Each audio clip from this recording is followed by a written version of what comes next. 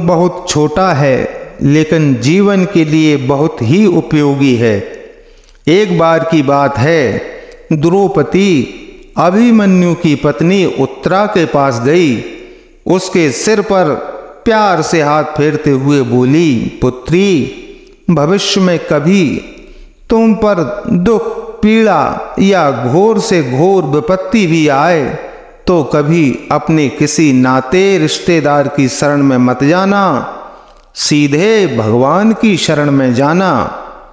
उत्तरा हैरान होते हुए माता द्रौपदी को निहारते हुए बोली, आप ऐसा क्यों कह रही हैं माता?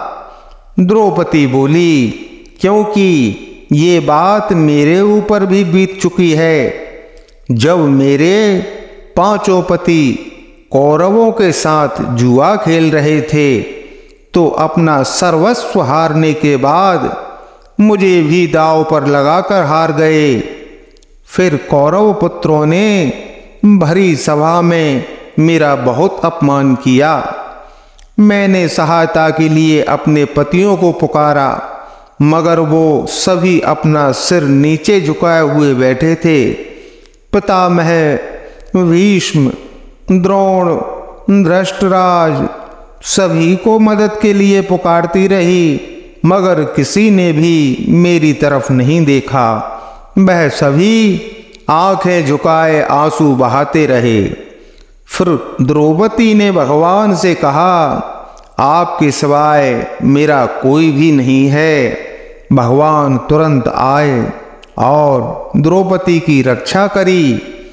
जब द्रौपदी पर ऐसी विपत्ति आ रही थी तो द्वारिका में श्री कृष्ण बहुत विचलित होते हैं, क्योंकि उनकी सबसे प्रिय भक्त पर संकट आन पड़ा था। रुक्मिणी उनसे दुखी होने का कारण पूछती है तो वो बताते हैं, मेरी सबसे बड़ी भक्त को भरी सभा में नग्न किया जा रहा है।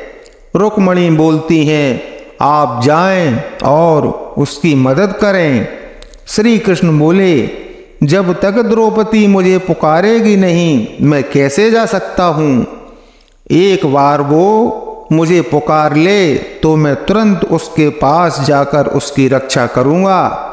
तुम्हें याद होगा, जब पांडवों ने राजसूय यज्ञ करवाया तो शिशुपाल का वध करने के लिए मैंने अपनी उंगली पर चक्र धारण किया तो उससे मेरी उंगली कट गई।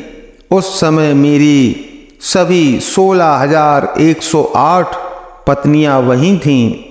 कोई वैद्य को बुलाने भागी तो कोई औषधि लेने चली गई, मगर उस समय मेरी इस भक्त ने अपनी साड़ी का पल्लू फाड़ा और मेरी उंगली पर बांध दिया।